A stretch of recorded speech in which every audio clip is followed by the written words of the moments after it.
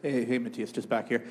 Connor was up here saying that this team was kind of always meant to get to this point at some point. And I just wonder, from your time coming here about 15, 16 months ago, what's the biggest improvement that you've seen in your team that has allowed you to get to this point? I think we've improved in a lot of areas, but I got to go defensively if I want to point. And just the one thing out, I think we're more okay with having play in our D zone and spending time there and not getting frustrated or getting out of place just because we're there for 30, 40 seconds. I think we understand now how important it is to, against these top teams, you're going to play some defense. But at times there's going to be minutes and I guess chunks in games where you just have to play and not cheat the game and not trying to create something that's not there, because that's when they sting you. So I do think we've matured a lot in that department. So if I'll say one thing, I'll go with that.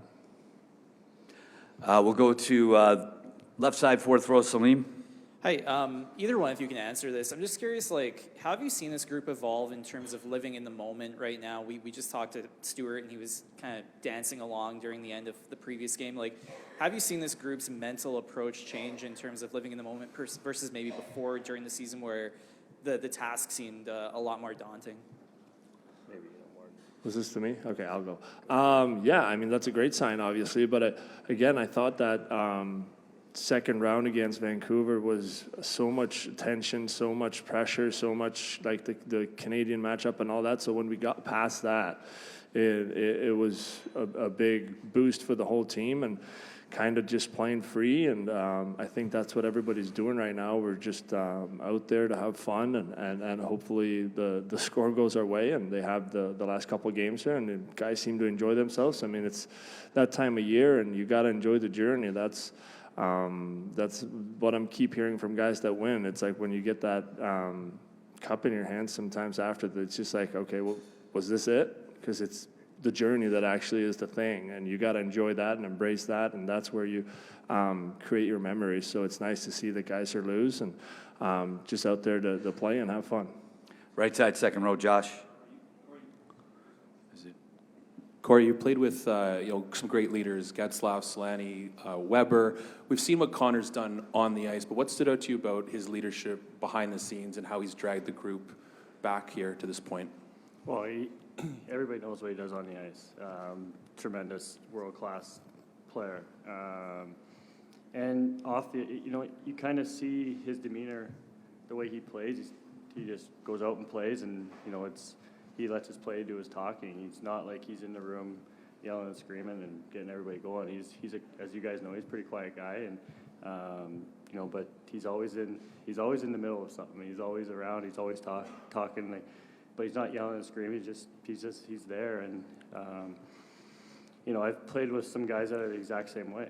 And Scott Niedermayer was the exact same way. He just let his talking, on the ice and the way he played. And that's how most of the guys are, and when they can lead like that.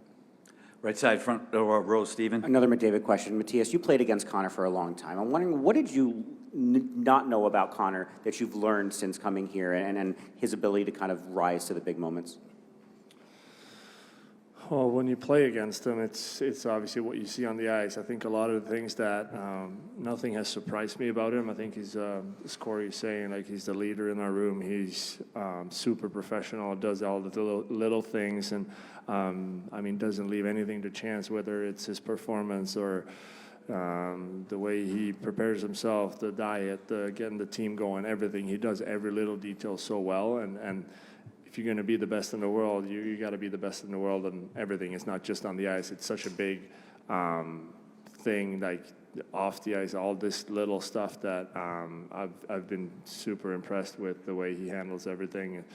And not that it was a surprise, but it's been great to watch. Right side, second row, Mark. Yeah, Matthias, you're becoming an Edmontonian here over the last year. You live here, you got kids here, go to the outdoor rink in the winter. What's it like being around this town now? What's the, how's your family experience? Can you walk down the street with a dog anymore? What's it like around here? It's been different for sure.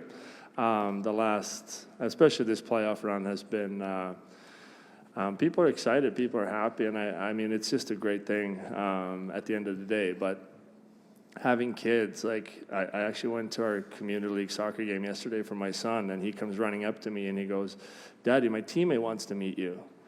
And I go, "Well, that's got to be pretty strange for him, knowing that like obviously I'll go meet them, but there is some tricky things that you got to kind of talk to a 6-year-old then afterwards and say, well, this is why and this and that." So there is some challenges with that, but we're embracing it, and it's just fun. Like, people love hockey here, obviously, so those are just some things that pop up every once in a while. But again, we've loved our time here, and we still do. So it's I have nothing bad to say. Right side in the back, EJ. Matthias, this one's for you. Just wanted to ask you about Philip Broberg. How impressed have you been with his just ability to jump into this and make things happen? Who did you say now? Sorry. Philip Broberg. Broberg, sorry.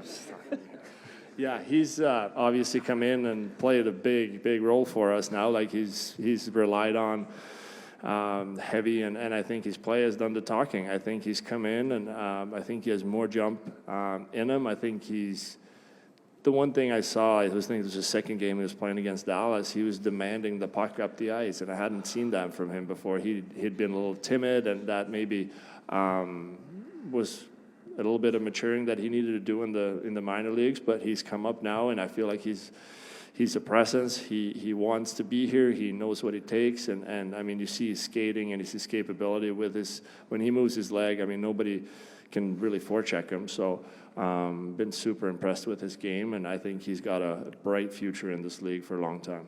We'll take a few more in English. Left side, second row, Jason.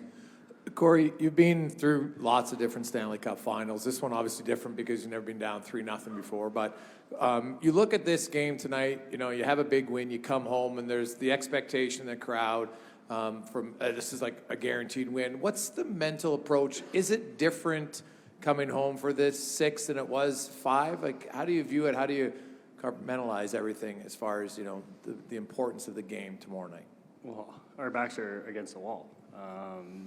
You know, there's no easy way to put it. It's so you have to have that mindset as we've gone into Game 4 and Game 5, and it has to be the exact same way.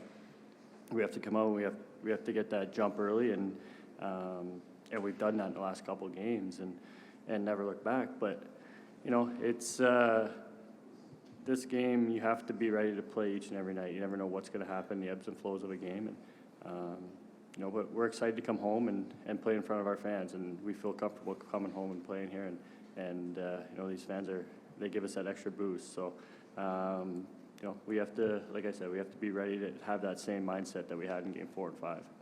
Right side, third row, Guillaume. Hi, Corey. You were with the Habs in 2021 when you came back from a 3-1 deficit in the first round. Can you see some similarities between what Connor is doing, is taking over this series, and what Carey Price did back then? Yeah, you know, Carey led by example, and when we were, you know, going through that, and he took over games. He made some big saves at key times, and you know, I'll never forget the one he made on Spezza, you know, with a stick, and the puck went out of the rink. I mean, you know, those are some things that you just never forget. And you know what Connor's doing. I mean, you know, he's put this team on his back and really led by example. And you know, the guy's on a mission, and we're right there following him. We'll take 2 more in English and then a couple in Swedish for Matthias. Right side, front row, Greg. Hello, there it is. Matthias, I remember Stuart Skinner saying when things were a little bit bleaker in the series for you guys, when you were down, I think maybe 3-0, that if anyone can come back, it's the oil, is the way he put it. And, you know, I know that you guys have had long winning streaks before the season, but is there something beyond that that gives you the belief that if anyone was going to be able to rally and make NHL history like this, it'd be this team? Yeah, well, you can just look at our season, our playoffs, the whole thing. We've battled through some adversity, and I feel like this group, the mentality that's been so impressive is as soon as it's crunch time, as soon as it's back against the wall, you look at that Vancouver series, we're down 3-2, knowing we need to win 2 games. We go out, we win 2 games. It's just been kind of I mean, it's nothing I can say that we've worked on or nothing. It's just a group that comes together and plays hard for each other and realizes the situation is going to be what it is, but we can't control it at the moment. All we can control is the next game, and whether we do it or not, I feel like we've done a good job with that and not staying too fragile and let things linger in serious. We've been pretty good with, okay, that happened, now we move on. Yeah, I mean, I'll leave that statement to him, but hopefully we can live up to that. Last one in English, in that same row, Marty. Yeah, this one's for you, Corey. Over the years, of course, you played in Edmonton quite a bit and in a playoff series, but never been here exposed to the environment like you have been. What do you make of what's happening now around the city, and what do you notice? Well, it's pretty incredible to witness. You know, it's playing here. You know, coming in for the playoffs the 1 year or the 2 years, I guess I've been here for playoffs, and you know, you don't know because you're not from here. You don't really pay attention to it. You're just here to play a hockey game, but you really see what's going on around the city here now, and you know, all the people coming down, you know, outside to watch parties. Everybody notices it. You can hear them honking the horns when we're in their dressing room. You know, you can hear everything. So it's pretty tremendous, pretty special to be here and going through that. Corey, thank you for your time. You're welcome to step down if you'd like. And we're going to take a couple in Swedish for Mattias. From the back row, right side, Jonathan. Ja, vi tar sista McDavid-frågan idag då, Mattias. Här bak. Här är. Tjej på det. Ja, hej.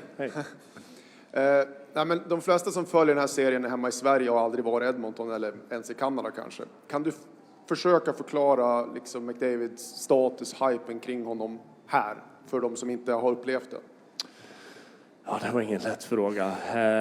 Nej, men jag vet inte vad man ska jämföra med. Det är väl jättesvårt. Det närmaste jag kan komma alltså om man ska jämföra med hemma i Sverige. Alltså, han är ju våran Zlatan lite grann. Zlatan var ju liksom allt han gör stod i tidningen. Allt som han gjorde också på planen var ju där. Alltså visst att han är en helt annan individ. Alltså han var ju utåtriktad och liksom lite kaxig åt det hållet och trodde väldigt mycket på sig själv utåt. Och Connor är väl kanske lite mer återhållsam med den biten, men ändå på planen så är de liksom samma typ av spelare, liksom kan ta över matcher och dominera fullständigt. Och så att han är ju så stor man kan bli, skulle jag kunna tänka mig här. Jag har ingen aning om hur stor Gretzky var när han spelade här, men det lär ju vara åt det hållet i alla fall. Och han har ju verkligen förtjänat det med den, med det spelet han har och just det här med de stora matcherna när det liksom är någonting som ska avgöras, då är det han som är där med näsan, det är han som är där med någonting, alltså hela tiden och liksom bär det här framåt. Så att det är väl den närmaste liknelsen jag kan komma någonting i alla fall. Mycket bra. Den andra frågan, jag tror inte att du kommer köra sill och nubbe som pregame meal imorgon, men jag vet att du har mycket nära och kära här och det är midsommar imorgon. Blir det något midsommarfirande här på något sätt? Ja, inte imorgon då. Det blir väl kanske någonting idag att vi bara grillar eller någonting, försöker fira lite i alla fall. Men ja, säsongen har gått långt i år och det är väl väldigt positivt, så att vi får försöka ta igen det där sen när vi kommer hem till Sverige. Men ja, det blir ingen sill och nubbe imorgon i alla fall.